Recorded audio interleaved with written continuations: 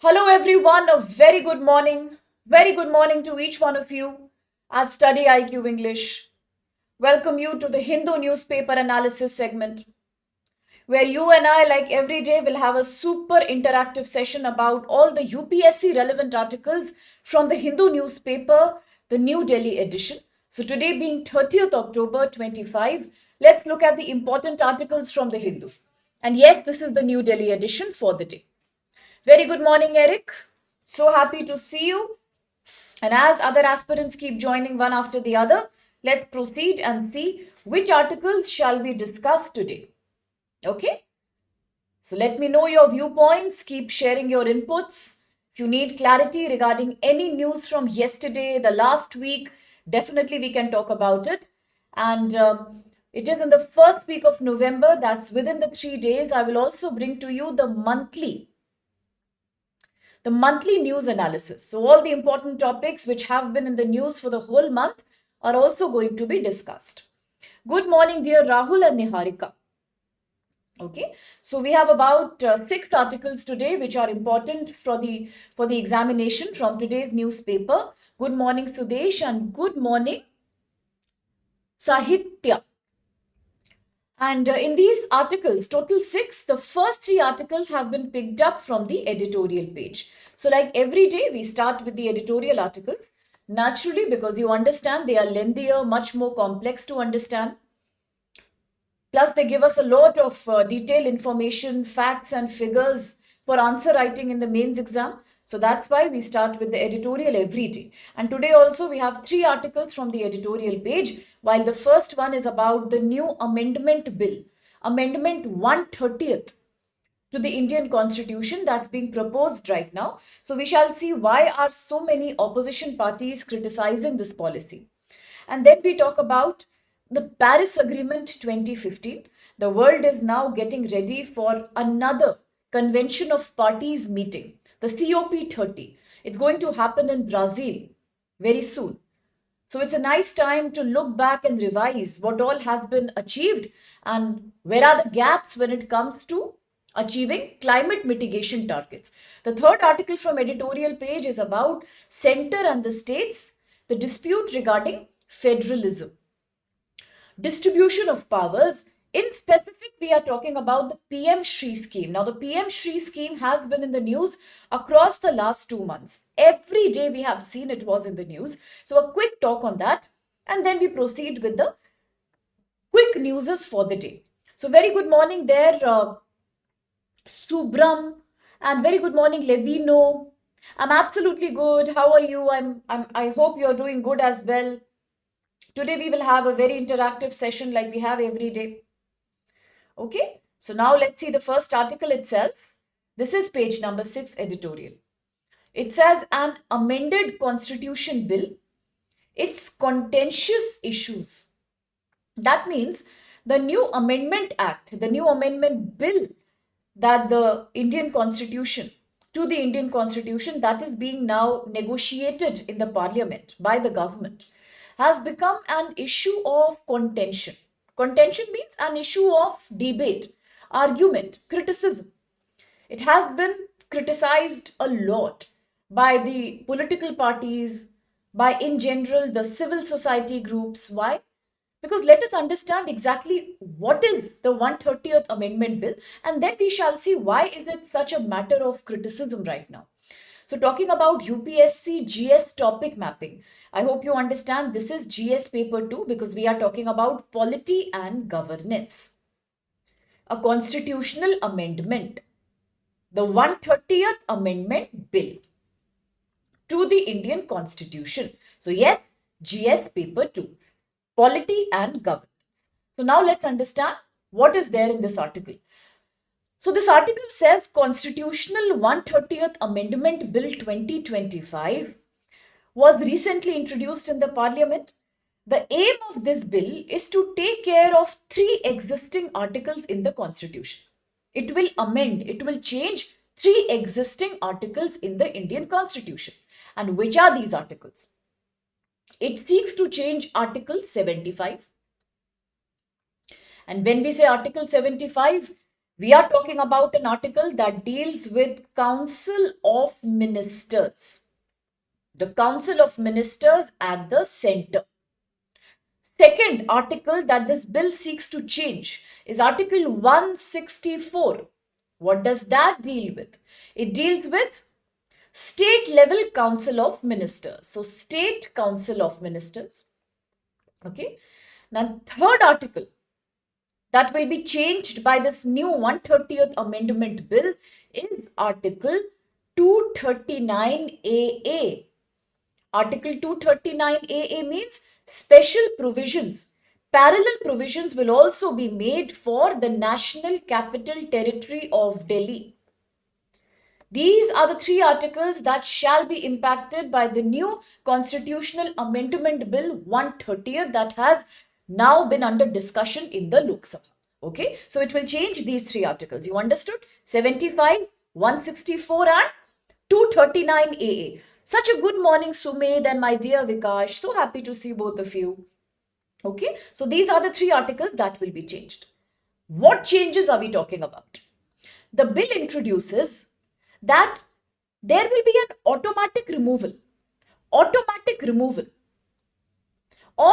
a stopping, a cessation of ministers, including prime minister, including chief minister, if they are found to be guilty of a crime, of a criminal activity, if they face custody, if they are under arrest for a period of 1 month, 30 consecutive days, for a period of 30 days, if they are continuously in the jail, if they are in custody, then naturally their position will be removed. They will have to vacate the office.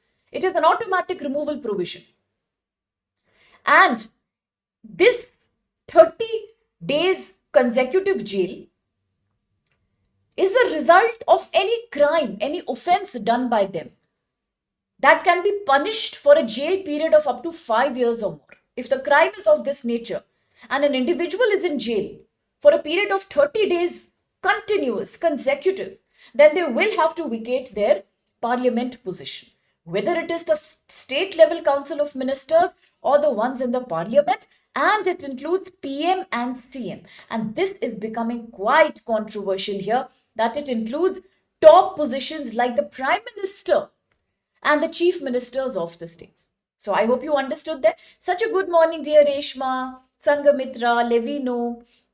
I was missing you yesterday so much because we did not have an interaction. So I'm really happy to meet you. Okay. So that's the bill right now. Okay. So 130th Amendment Bill is now being spoken about in the parliament. A lot of people are angry. They are criticizing the bill. And why are they criticizing? Because the bill is trying to change three articles: 75, 164, 239 AA. 75, Council of Ministers at the center. Good morning, Deepak. 164, State Council of Ministers, and 239 AA, the National Capital Territory of Delhi. And what are these changes? Now, if any of these ministers, including the PM and the CM, if they are found guilty, of an offense, of a crime that can be punished with a jail period of 5 years or more, and for that they are in jail for a period of 30 continuous days, they will have to step down from their position. It's an automatic removal that will be invoked. In the case of Article 75, if the Council of Minister at the center has been arrested, has been detained in the jail for 30 days, consecutive days, for any crime done, for which you can go to jail for 5 years or more, then the president will immediately remove him from the office on the advice of Council of Ministers. And in case the president has not removed him, if there is no legislative process being done, then automatically, after a period of 30 days, 31st day itself, from the time that person was in jail, he will automatically be removed. No matter whether the president passes such an order or not. An automatic removal will be initiated. And the same provision also applies in the case of state ministers. But the most interesting thing is that the same provision is in case for prime minister and chief minister. If even they are found to be under custody for 30 consecutive days, gone. They must resign on the 31st day. Either they will step down themselves or it will be deemed that there is automatic removal, automatic resignation takes place. Just to include the National Capital Territory of Delhi, the article within this amendment will also consider the 239 AA article, which means a parallel provision, a same kind of provision will extend to the Council of Ministers in Delhi. That's what this bill seeks to do right now. Thank you so much, my dear Deepak. Thank you, my dear. So that's how it is. Now, what is the objective behind this amendment? That is what a lot of people are asking. What is the motivation that the government is making such a tough law? Clearly, the objective, as per the government, is to uphold the principles of constitutional morality. Now, my dear, each one of you, in the last 3 days, we have spoken about constitutional morality. And I have told you that for GS paper 4 ethics, it is a very important topic, by the way. Yes, because constitutional morality is a very crucial topic in direct 10 marks questions in your GS paper 4 ethics. What is constitutional morality? Where we believe that constitution is a living document and it is the guide, it is the torch bearer of humanity, values, principles, morals that we Indians abide by. Yes, who gave the principle of constitutional morality in India? It was Dr. B.R. Ambedkar. Yes, absolutely, Vikash. That was Dr. B.R. Ambedkar.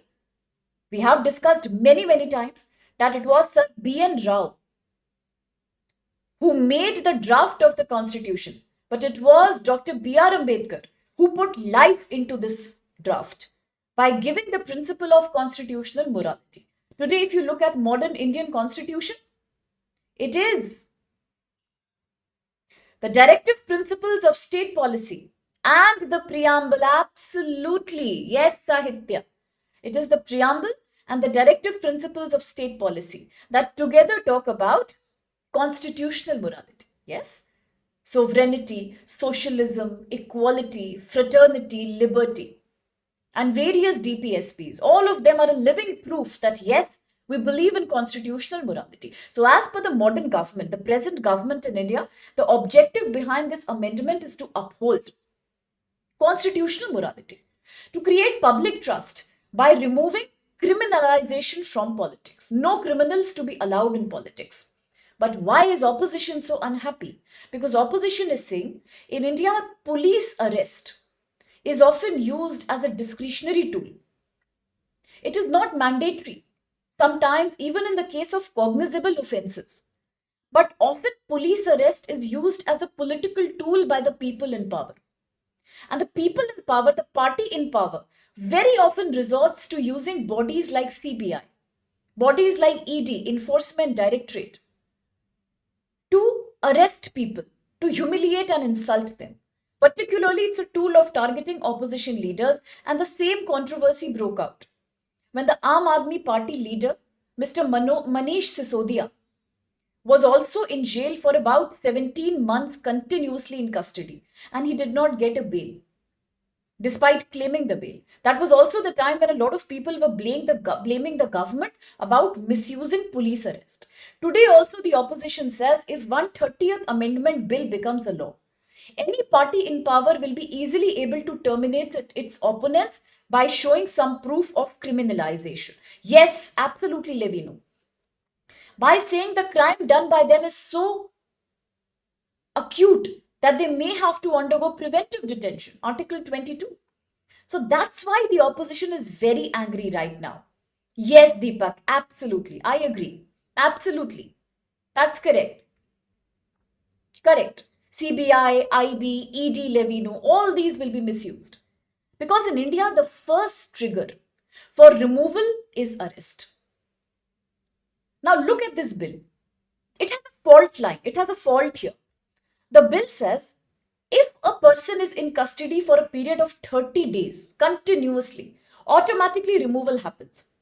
Which means in order to remove a minister, the very condition that you have laid out is imprisonment for a period of 1 month. There is no judicial investigation involved. There is no elaborate scrutiny involved. Only because a person can be sent to the jail by the government anytime. without a justified cause also sometimes because of political enmity. Is that valid to make that person step down from the office without any charges being proven? That's one problem. Another problem is long back in 1994. If we go back to the history, 1994, a very famous case happened in UP, and that's known as Joginder Singh, rather Joginder Kumar versus the state of UP court case. In this court case, it was clearly said that no arrest can be made because it is lawful for the police to do so. The police cannot only arrest, the police should also be able to justify what is the reason behind the arrest.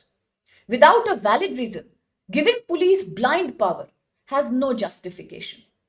Similarly, according to a report of 1977 that was given long back by the National Police Commission, it said that 60% of arrests in India at that time were happening on the basis of discretion. They were unnecessary, they could be avoided. And today, if you look at the bill, the 130th Amendment Bill, it says detention in custody for 30 consecutive days. That's the condition. When will you remove somebody? When will you remove a minister? Whether state, whether center, or whether PM or CM. You will remove them if they have been in jail for a period of 30 days continuously, 1 month consecutive. But what if they get a bail before that? What if they get a bail before that? In that case, how will you justify that? That somebody who can get a bail within 1 month has a right to hold the office, even if some charges were imposed on that person, then it doesn't matter. But if somebody is not able to get a bail for a period of 30 consecutive days, that person will be considered criminal and removed from power. What is this? What kind of a shallow justification is that? That doesn't make any sense. So the disqualification is a very, very arbitrary one here. That if you cannot get a bail in 30 days, you are disqualified. But within 30 days of being in jail, for any crime for which you can be punished for 5 years and more, but you don't get jail, you are in jail for 1 month, you are disqualified. So which means, is it about your power to get a bail or not? Or does it really talk of constitutional morality? Because morality means anybody who is accused of a criminal offense has no right to hold public office. But here you are making a very, very discretionary provision by saying that for 30 days, if you are in jail, you failed to get a bail, disqualified. But you are in jail and you get a bail. You have the power to score a bail and then you can hold on to your office. So what logic is that? Now, if you look at IPC, Indian Penal Code, that is also called as the modern day Bharatiya Nyaya Sanhita. There is a section of IPC called section 167(2). Under this section, which is now known as section 187 of the Bharatiya Nyaya Sanhita, a default bail can be given only after 60 days for small offenses, for smaller nature of crimes. And a default bail can be given only after a period of 90 days in case the offense is very serious. Hence, 30-day detention period is not making any sense. It doesn't even allow you to have an opportunity to get a default bail claim. So what logic is that? The same topic was creating controversy when, as I mentioned, Mr. Manish Sisodia was arrested. He got a bail after 17 months in custody. And therefore, people like that should be disqualified. But a lot of people are saying this is about settling political scores.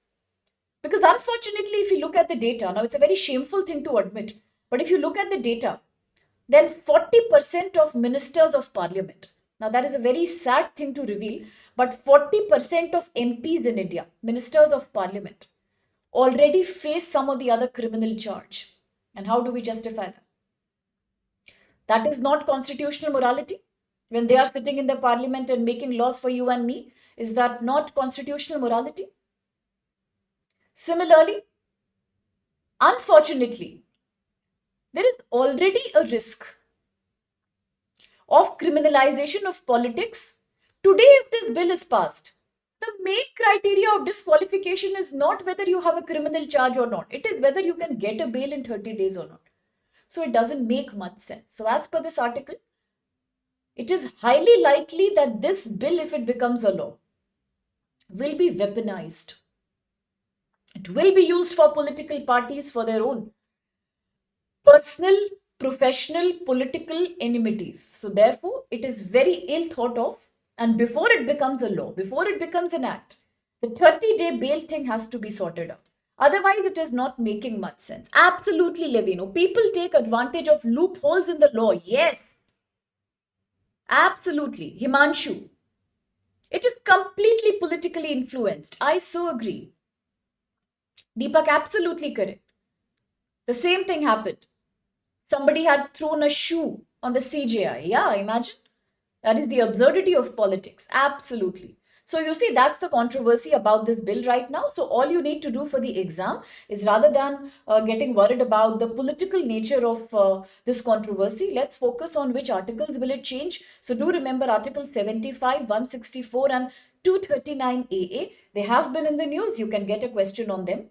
Do remember that what is the main proposal under the bill, okay? And then we shall look at it from an ethical viewpoint.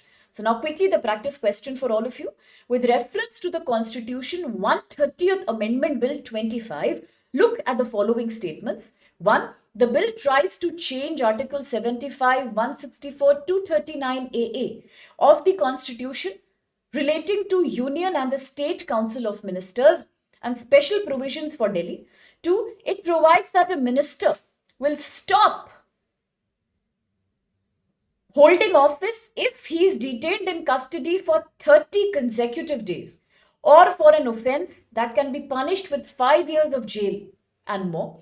And then 3, the bill gives power to Election Commission of India to recommend the removal of such ministers to the president or the governor. So which of these are correct? So Reshma began answering and she has given a very correct answer, followed by Varsha.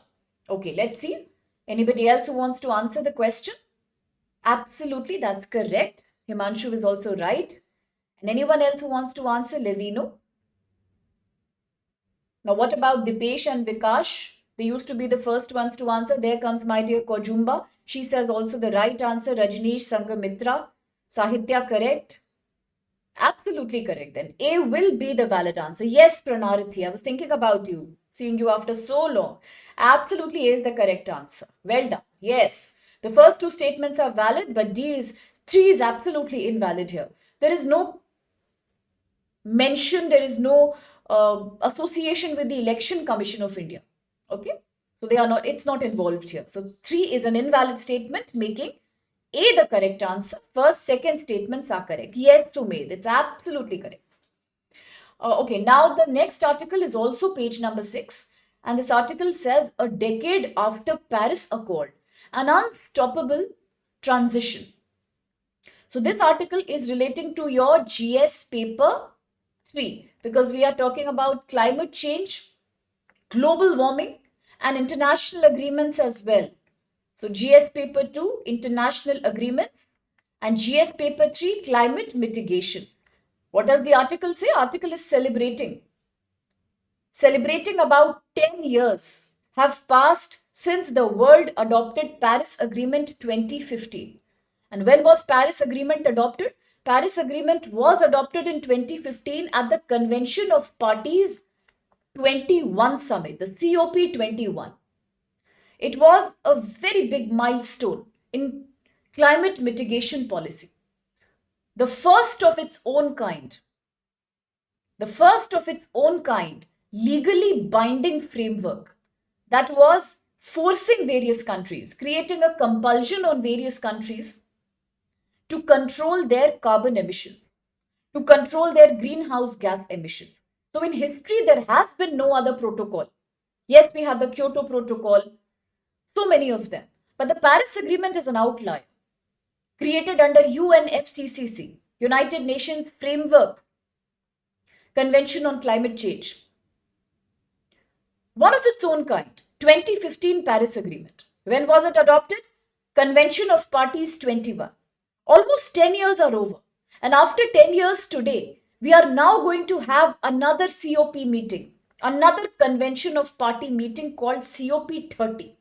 This 10-year journey from COP 21 2015 to COP30 in 2025, the Paris Agreement has had certain big achievements. One biggest achievement is it's the only international legally binding framework that forces various countries to control their carbon emission, right?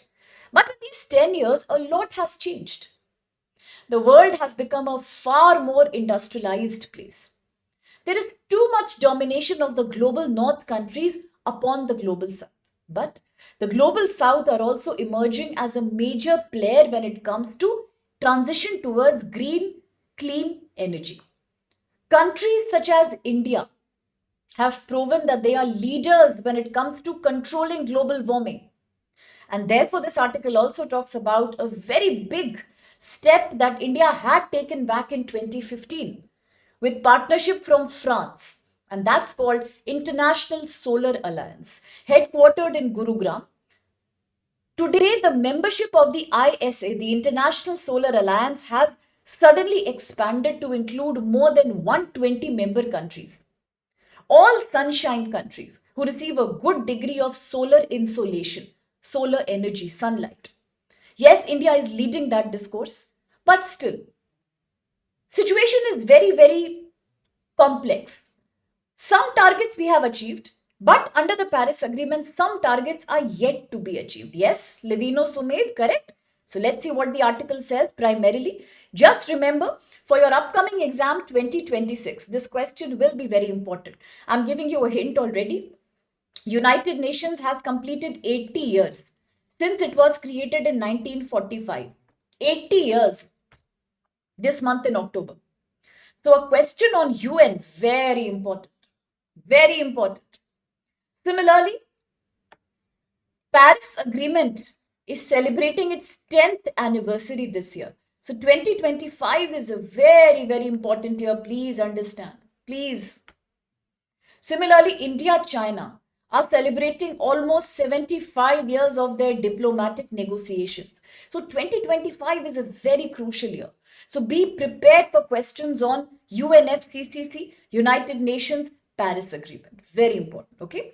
Now coming back to the article, the Paris Agreement, we all know, was adopted back in COP21 summit that was held in 2015. Under the COP Summit Convention of Parties, we adopted the very ambitious Paris Agreement 2015. Now, Paris Agreement is a very special milestone, I have told you, because for the first time we have created a legally binding framework under which the countries have to compulsory control their CO2 emission as well as their greenhouse gas emission. Now 10 years have passed and comes 2025. All the countries of the world are now getting prepared to attend the COP30. COP30 is going to be held in a place called Belém. Belém is in Brazil. 10 years later, absolutely, yes, Sumed. The issue of permanent membership at UNSC, very important for the exam. Well said, my dear. So now 2025 in Brazil, the new summit is happening, COP30. What is the objective of this new summit in Brazil, COP30? The objective is to quickly evaluate the achievements that the world has done under Paris Agreement and to recalibrate the failures that have happened under the Paris Agreement 2015. Now, if you look at the achievement is that under Paris Agreement 2015, we had promised, the whole world had promised that we will control the increase in global temperatures to about 2 degrees, above the pre-industrial level. So before industrialization started in 17th century, the world was not so warm. The temperatures were much lower. There was hardly any pollution. So we have to compare with that, the pre-industrial time, and we can only increase the temperature by 2 degrees as compared to the pre-industrial level. And if possible, then do everything that you can. Work hard, control yourself, and try to put it to 1.5 degree only above the pre-industrial level. Under Paris Agreement, a revolutionary thing had happened called Nationally Determined Contributions, NDCs. Nationally Determined Contributions. What are they? These are commitments given by every country, that to what extent can they control their carbon dioxide emission. For example, if you look at India's NDC, then India's NDC is to control carbon emission by 45% of India's GDP by 2030. That's India's NDC. But India had last updated it to the United Nations in 2022. Since then, for 3 years, India has not updated. What is worse is that many countries like America, France, Germany, Italy, even they have not updated. So no country has clearly updated their NDCs, that in what position are they today. 5 years are left for us to achieve the Sustainable Development Goals 2030, and many countries are not ready to declare their updated NDCs. Correct? That's a failure. Second thing is that under the Paris Agreement, the countries had promised that every 5 years, all of us will sit together and review what we have achieved. How much NDC have we reduced? What all steps we have taken towards renewable energy? But hardly any country from America, North America, hardly any country from EU have come out in the open and discussed concrete steps that they have taken in transition towards green energy. That's a failure. Third, under Paris Agreement, the developed countries had also promised. They had promised under Paris Agreement, the developed countries, US, Germany, France, they had promised that they will provide $100 billion. What will they provide? $100 billion of financial assistance to the developing countries, so that the developing countries with their support can adopt renewable energy like solar, wind, hydro. It is a heavy investment thing. It's not easy to invest in solar panels, electronic vehicles, photovoltaic batteries, semiconductors. It's very expensive. Plus, it needs too much of REE, rare earth element. Developing countries do not have that much financial power and skill. So, under Paris Agreement, US and other EU countries had promised $100 billion of support. Annually, that too, not one time, annually. But now what is happening? Comes President Trump, America First policy. He is reducing extra expenditure. In the last few years, no country has given any $100 million to any country. No developed country has given this what they had promised. In fact, US is also cutting down on its expenditure on United Nations peacekeeping forces. Today, so many forces have left Romania also. It's not providing. It's saying, I am not going to finance now. Climate finance, yes. Absolutely, Himanshu. They are saying, now we won't provide. We will look at our own benefit. Why should we look at you? That kind of nationalism has come up. They are not giving. So nobody has committed to this $100 billion promise as made. Now, another problem is that these are the failures. Yes, but failures do not mean that there has been no achievement. As the world countries are meeting at COP30 in Belem this time, yes, there are certain achievements also that we have to celebrate. And what are these achievements? One achievement is that 10 years ago, in 2015, during the time of Paris Agreement, the world was dominated by fossil fuel, coal, petroleum, kerosene. Today, after 10 years, renewable energy like solar energy and wind energy has become much more cheap and much more affordable. The total cost of solar energy has come down by 90% in 10 years. It is much more affordable in developing countries now to install rooftop solar panels, to promote the production of PV, photovoltaic cells and batteries. So that's a good thing. 90% of solar energy cost has become reduced. It's much more cheaper. It's down by 90%. Another achievement, 30% of the total global power. Now, this is a very important point. Good morning, Levino. Yeah. Clean energy. Okay, sorry. Good morning, Arun. Levino is already there with me. Yeah. Good morning, my dear Arun. Yes, clean energy, Levino. Absolutely. Correct. So what has happened? 30% of total global energy today in 2025 is coming from, where is it coming from? It's coming from non-fossil fuel sources. So that's a very important celebration. Okay. So that's another achievement. One achievement is that 90% reduction in the cost of solar energy. Much cheaper. Second achievement, 30% of the global power is coming from non-fossil fuel sources. That's amazing. Electronic vehicles today make up for 20% of the car sales globally. So that's another achievement. Remember these points. They are important data for writing in the exam and writing in the essay paper also. So do remember. Yes, electronic vehicles, 20% of all car sales in the world are now EVs, electronic vehicles. Again, a great achievement. Then, India and France are a great role model because in 2015 they had signed up for the International Solar Alliance headquartered in Gurugram. Today, the membership has expanded to about 120, and somebody even mentioned the exact number of members if I'm not wrong. I don't know who gave me that input. Himanshu said total 124 members are there. So just look at that. A commitment initiated by just 2 countries in 2015 today has 124 members. Yes. So that's an achievement. Another achievement is that climate financing is now being spoken about. Very recently, India and European Union, I told you in the news that day, have decided to combine their carbon markets. The CBMA, Europe's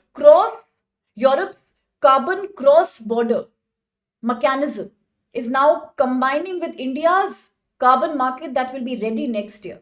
So these are small steps the world has taken towards shifting towards renewable energy. And if you look at India itself, then Indian achievements are very clear, very clear. One achievement from India, by 2047, we are becoming Viksit Bharat. Second, 2070, we are becoming zero carbon, carbon neutral. Third, 45% of GDP we are planning to reduce as a part of our nationally determined contributions by 2030.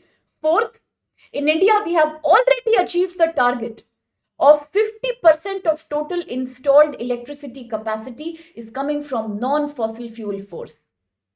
We have achieved this 5 years in advance. 5 years in advance. Okay, so these are the achievements India has done.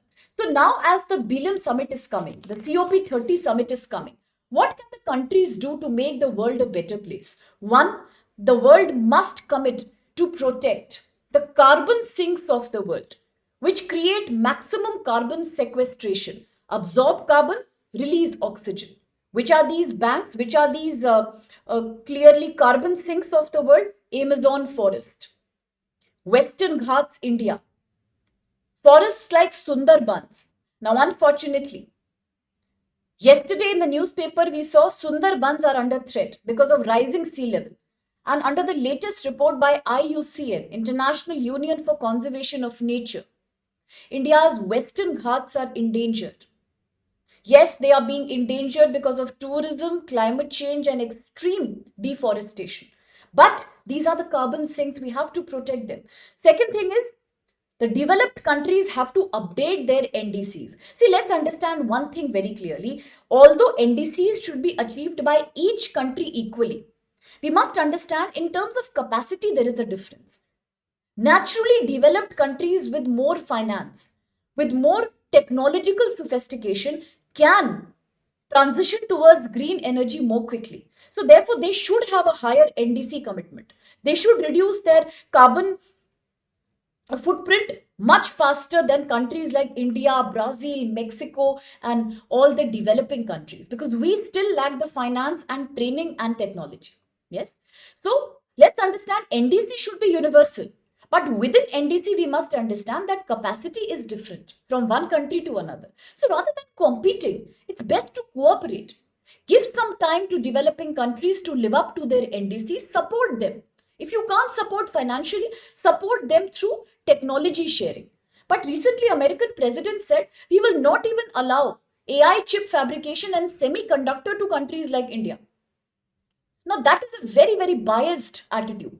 And this is not going to help in a joint climate war. It is not going to help. Okay. Then Not only countries, but we have to empower civil society. GS paper 2, civil society, NGO, self-help group, corporates, citizens across the world to come and lead greening programs. Like in India, we have the Green India Challenge. Ek Ped Maa Ke Naam. All that we have to foster as a community spirit. There is still the need for that promise to be fulfilled. $100 billion help coming from developed to developing countries, which has not been fulfilled. Something should be done on that regard also. Let's understand technology divide is a major obstacle when it comes to developing countries. There are countries like Bangladesh, Sub-Saharan Africa, of course, to some extent, India, Brazil, Mexico, Venezuela, who want to transition, but they face barriers. So here, help them to control floods, to control vulnerability of climate. For example, yesterday in the news we saw the Bay of Bengal is the most vulnerable area. India's eastern coast is most vulnerable to floods. Every year, devastating floods. You see, so much the government has done to provide disaster mitigation, and still I saw in the front page today. Still I saw in the front page today that so many people have died. There is a loss of about, I don't know, 2,000 crores something when it comes to electricity, infrastructure. So that's the nature of climate disaster. So we cannot just take an action once it's happened. Once it happens, we have to take preventive protocols. And that's where developing countries need help. That should be provided to them. That's all. The agenda for the COP30 that's going to come in Belém, Brazil. Now, please look at the question. I'll quickly see the comments. Thank you, Himanshu. That is so sweet of you, and I'm extremely grateful for your comment. It's all because of your participation. I absolutely love each of my students, and I look forward to growing this community every day. Okay? It's all because of you. It's all for you. Yes, polar regions, Levino. That's correct. Absolutely, Reshma. Moldova recently became the 107th member of International Solar Alliance. Let's remember all of us. Thank you so much, Reshma, for that input there. IUCN World Heritage Outlook, Reshma. Correct. That said, Western Ghats are in danger. Kojumba, that's a very good statement. Is there any alternative to rare earth material? Sadly, my dear, no. No. Because when you have to manufacture electronic vehicle battery and photovoltaic cell, when we need to manufacture laptops and smartphones that you and I are using, it all needs materials like nickel, chromium, all these, gallium. What is the solution? They all come from rare earth material. One solution could be manage your electronic waste very smartly. So many laptops and electronic gadgets are being thrown away. We can reclaim some REE from that. Plus, we can train Indian labor itself to do some mining at the domestic level, but still it has a climate footprint. So there is as such no other option right now that is known to the world. Yes? Absolutely. Like United Nations said, I will not be a part of Paris Agreement. And that was such an embarrassing and shocking hypocritical statement, right? So now so many people have answered already. Let me read the question. With reference to Paris Agreement and its progress, look at the following statements. 1. The Paris Agreement aims to control global temperature rise to above 2 degrees Celsius from pre-industrial level. But we should try to reduce it to 1.5 degrees Celsius above pre-industrial limit. Second, the principle of common but differentiated responsibilities. CBDRRC, which means we have a common responsibility for climate change, but every country has a different capacity. So we have to understand that. Is enshrined in the Paris Agreement. 3, the ISA was conceived. It was initiated at the COP21, 2015, and it's a joint initiative of India and France to promote solar energy among countries that are lying in the tropical zone. And 4, the first global stock take to evaluate collective progress under Paris Agreement was concluded at COP30 in Belém in Brazil. Absolutely correct. Beginning by Reshma, we have so many answers coming from Levino, Sangamitra, Sumed, Arun, Kojumba, Shubham, and Pranarithi. Absolutely A is the correct answer. So happy and so proud of you. That's correct. So except for all are valid statements. Really well answered. Now, quickly, the next article, Federalism and funds. In India, the conflict between central government and the state governments are not new. Very recently, there was a proposal that the governor and the president cannot take their own sweet time when it comes to giving their approval, denial, or reconsideration towards a bill that's passed by Lok Sabha at the center or state legislatures at the state. It was under the Supreme Court observation that it is an abuse of executive authority when president and governors are taking months and years, and that defeats the purpose of legislature. That was when the state governments confronted the central government. Second, when it comes to finance commission, there are states like Kerala, Tamil Nadu, Karnataka, who often feel that they are discriminated against. They are not given sufficient funds from the central government. They aren't being given help. Whereas states like Bihar, UP, Rajasthan are getting more funds because they are still developing. They are still not as industrialized or developed. So these are certain areas where center and the states keep on having a controversy. Today, once again, they are having a controversy. This time it's Kerala. So what really happened is with regards to education policy. Education policy. Now let's understand in a very ambitious manner. The government of India announced the 2020 National Education Policy. It was a very ambitious plan, a new model to revolutionize education in India. Correct? At that time, there were states like Kerala who denied, who said, no, we are not going to support this policy. We are not going to implement this policy. One of the main reasons was the bilingual policy approach, that let's learn one native language, one English, and third, any other Indian language. So it was about trilingual basically, the three language formula. That was one reason states were not happy. They did not want to learn a non-state language apart from English. Yes? So constantly fights are happening. Yes, Kojumba. There is another fight with regards to representation in the central parliament.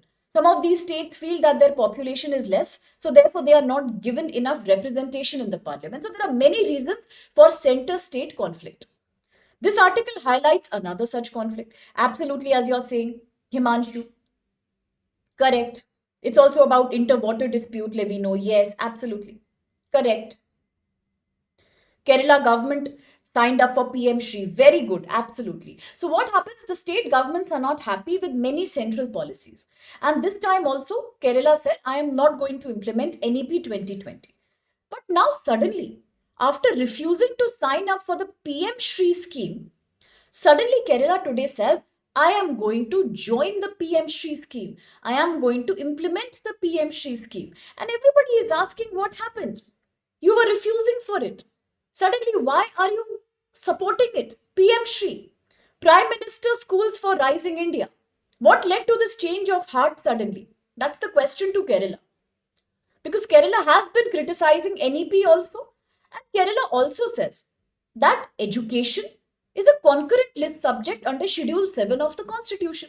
Both center and the state can legislate on education. Then why should the central government force and impose NEP on us? We are not going to accept. And today suddenly, Kerala says, I am okay with PM Shri policy.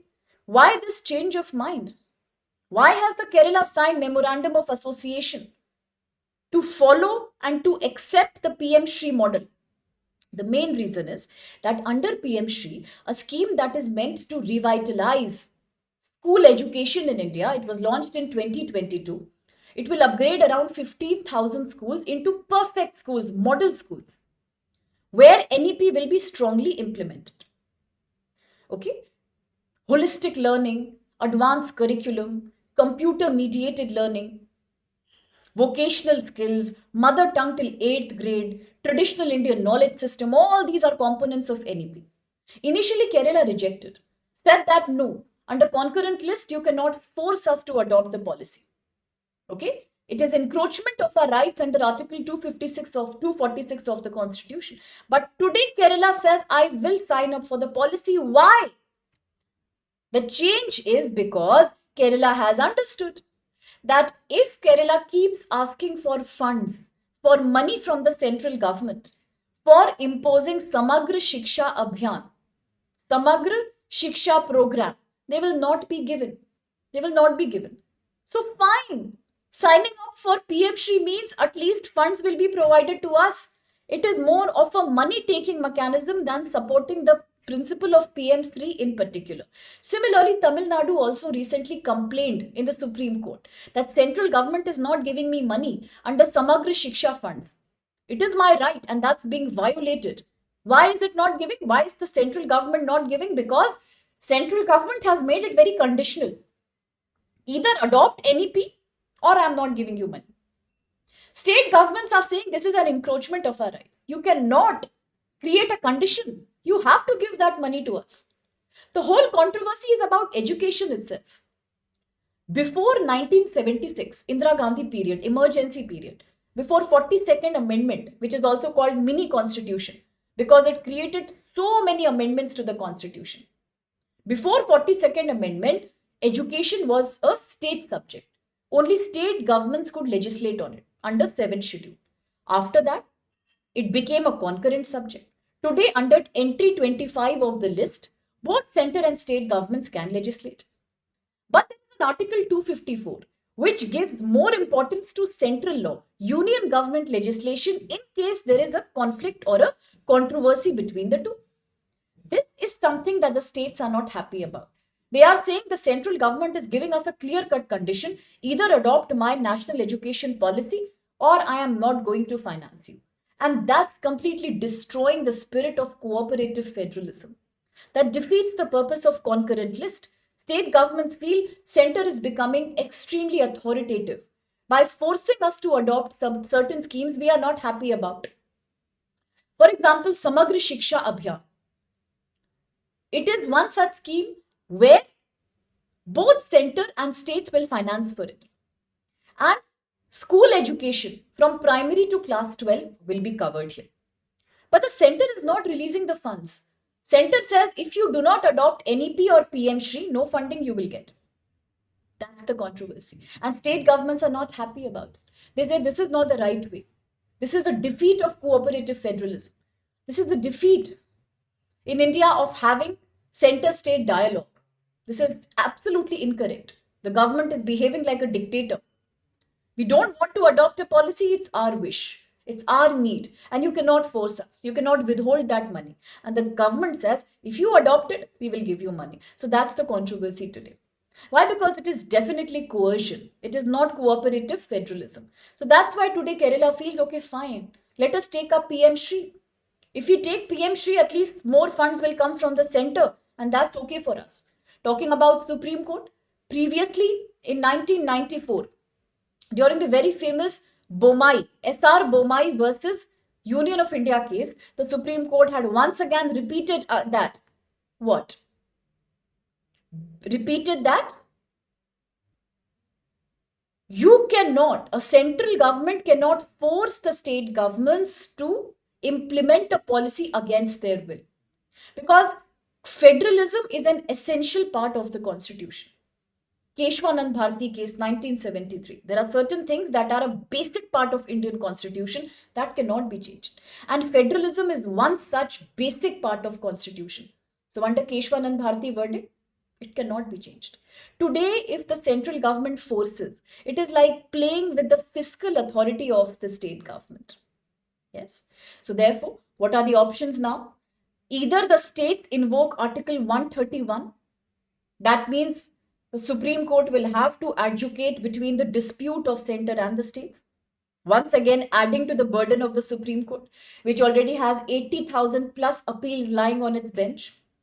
Second, it can be challenged that denying funds to the state is a violation of Article 14, the right to equality in Indian Constitution, as well as Article 275, where the central government is liable to provide grants, aid to the state government. So that's the controversy that's ongoing right now.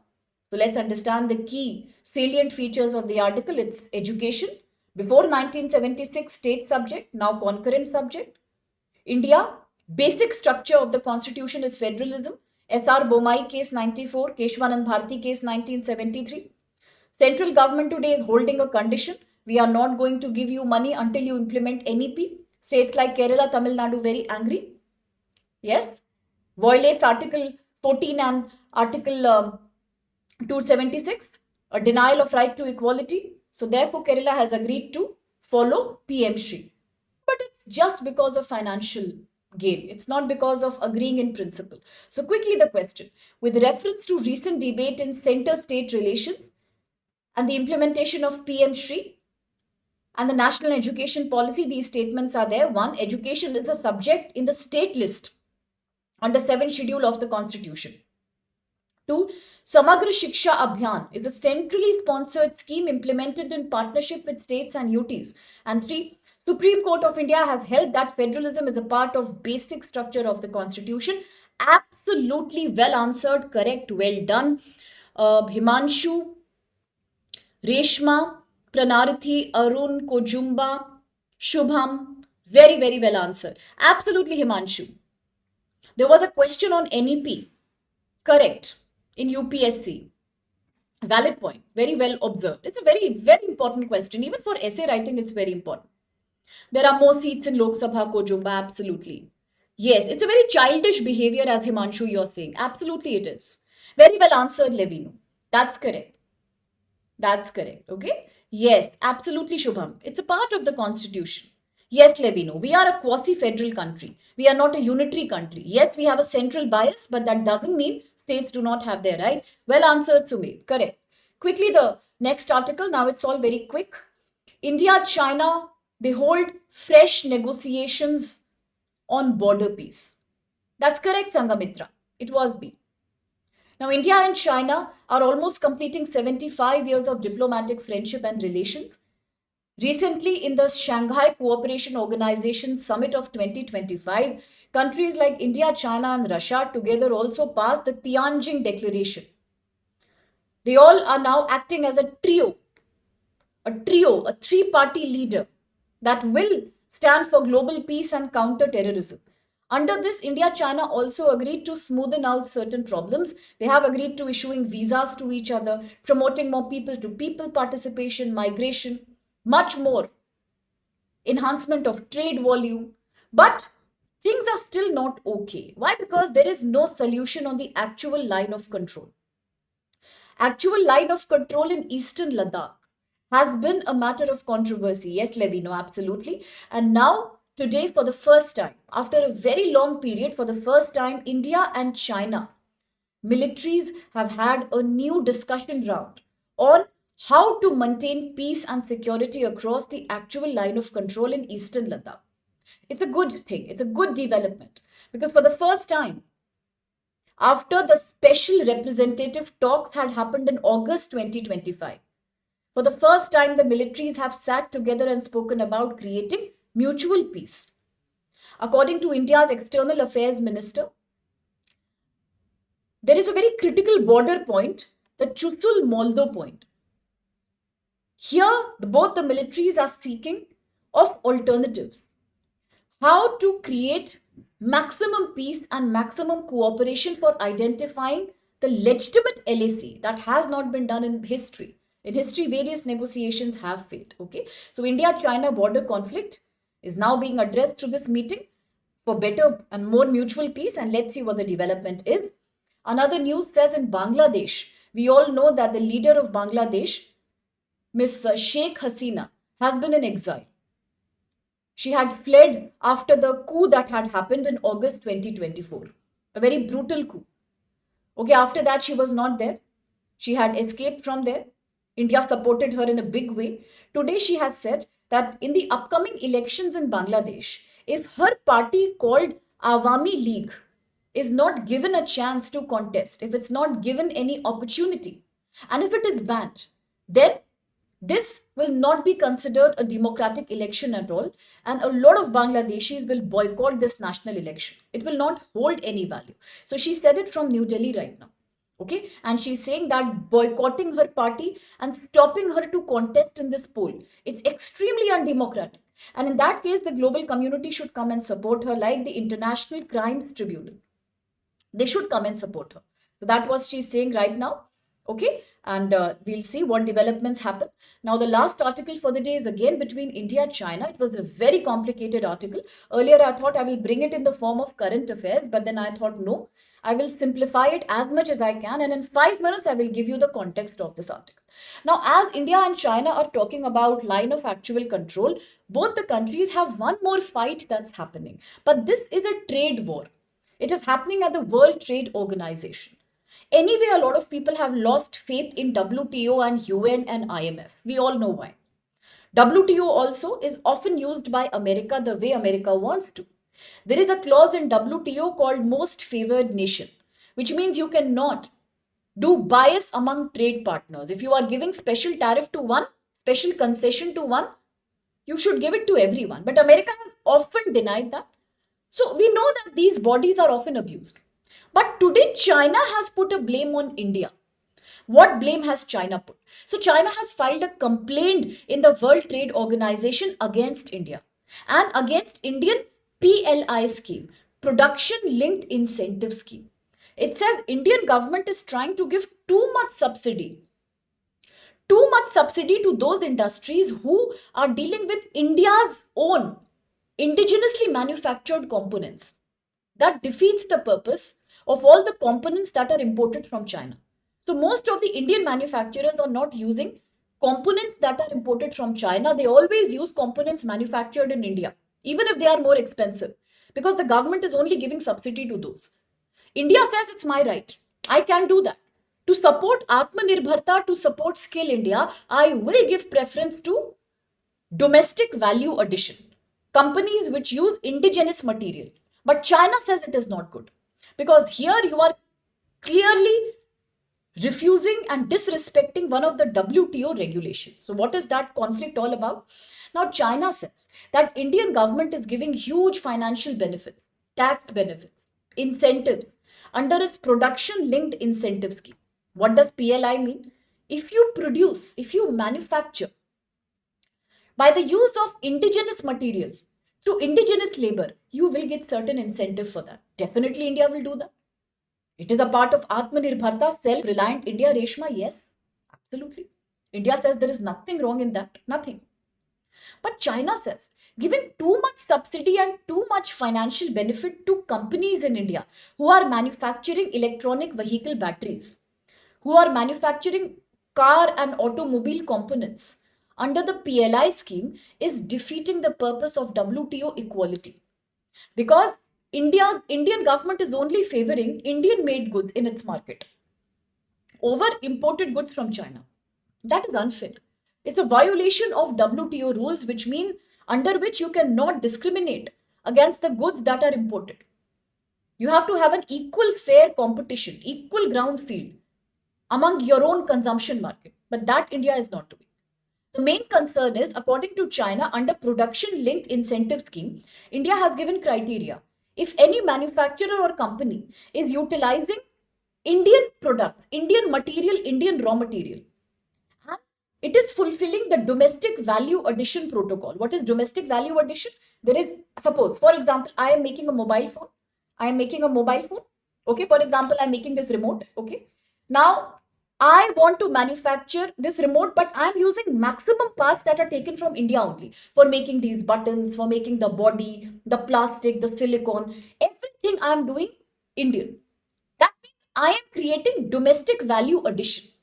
The value has been added domestically to this product. Maybe a small part was coming from China or US, but majority of the components are Indian right now. So this is complete case of domestic value addition.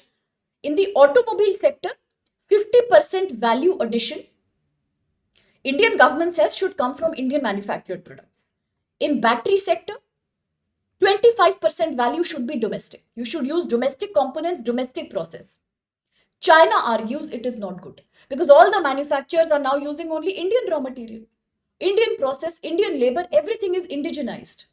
So what is the benefit of competing in such a market where the government is strictly favoring domestic manufacturing raw material based process? There is no competition left for China then. Their products that are imported in India will always face a loss. So China says, why should we import to India? It's a loss for us. That's the argument all about. Indian government says it is not about hurting Chinese financial interest. It is only about promoting domestic manufacturing and employment. China says no. By forcing Indian goods instead of importing goods, Indian raw material over foreign raw material, you are completely violating the principle of import substitution subsidy, where a country gives too much subsidy to local manufacturers to face the competition from imports. Then the country whose products are coming to your nation will not have any benefit. Why will anybody buy them? We will buy our own products, right? And that China is having a problem with. So, what is the main controversy with WTO? The WTO allows a country to give subsidies to domestic manufacturers, but you can give subsidies only if the product is completely domestic. It is facing no competition with a foreign imported one. You cannot provide import substitution subsidy, a subsidy that challenges all imported products. That is not okay. Plus, you have to treat imported goods in your country with the same protocol as you deal with your domestic products. That means you cannot behave less favorably with imported products. You cannot favor your local products over imported products. That's very important. It is called national treatment violation. So if Indian government is giving too much subsidy to favor Indian goods, then WTO tomorrow may say it is not good, it is not correct, it is illegal. And in that case, what will happen? Maybe a third party will have to come and adjudicate the conflict between India and China at WTO. What does India say? India says giving incentive to domestic manufacturers, domestic value addition, is not about forcing local content and raw material. It is only about creating more R&D, more service, more assembly, more employment in our country. We are not trying to challenge your products, but China thinks otherwise. China says no. It's just a method of domestic manufacturing boosting and hurting the sentiments of Chinese imports into India. So that's the controversy all about. Let's see how the controversy gets sorted. Yes, absolutely, Levino, the GI tag, that's another news. Some lemons in India, lemons have for the first time been exported. They are the GI tag products. And from which state are they? You can tell me. Okay. Absolutely, Levino. That's correct. Yes, Reshma. Self-reliant India, my dear. Correct. So quickly the question. With reference to India's production-linked incentive scheme and the WTO controversy, look at the following statements. 1. The PLI provides financial incentive to companies based on incremental domestic value addition in specified sectors, yes, like EV, automobile. 2. Import substitution subsidies, which require the use of domestic goods over imported goods, are prohibited under WTO subsidy and countervailing measures SCM agreement. And 3. The TRIM agreement allows countries to impose local content requirements for promoting domestic manufacturing. Slightly tricky question. Which of the answer is true here? Absolutely, Kojubba. That's true. That's a hypocrisy always there. For example, India has a huge coal production capacity, but still majority of the coal that we are using is imported. These things will always be there. Okay. So quickly let me reveal the answer because time is running out. And the answer here is going to be A. Okay. So A is the valid answer for this question. Well tried, Reshma, Arun and Levino. Very well answered. Okay. So the first two statements are correct. And now quickly, as I take your leave, a quick sales announcement. Tomorrow the sale is ending. That's correct, Sangamitra and Shubham, my dear. Tomorrow the sale comes to an end, the Diwali Utsav sale. So one last chance perhaps for those who are preparing for 2026 UPSC. If you haven't, do sign up for the sale because look at the price. 7499. An unbelievably affordable price for all GS subjects, one of its own kind. Complete mentorship, answer writing, current affairs, daily news, whatever you ask for. So why miss the opportunity? If you are taking the exam next year or any of your friends are taking, spread the word, please. They can use code SPLIVE and enroll for the sale. For those who are starting, they will give the exam in 27 or 28, equally promising offers. 18,999 for 1 year of thorough UPSC guidance, Hindi, English, in English, all GS, optional, current affairs, whatever you want, and 28 also. 32,999. So use codes FLIVE and do spread the word around. Now tomorrow, once again, I will not have live chat enabled, but I will have the session. But once again, day after tomorrow, that's Saturday, I am back with the live chat, and tomorrow will be the last time that live chat will not be possible in this month. I'm so sorry for the inconvenience, but from day after, that's Saturday, every day, once again, live chat for forever, always. Till I am there, live chat will be there always for you. Okay. So thank you so much. Thank you, my dear Reshma, Sumit, Levino, Sangamitra, Shubham, everybody, my dear. Okay. Himanshu, Vikash, Sahitya, Arun, Niharika, everybody. Thank you so much. Thank you, Rajneesh. I will see you tomorrow.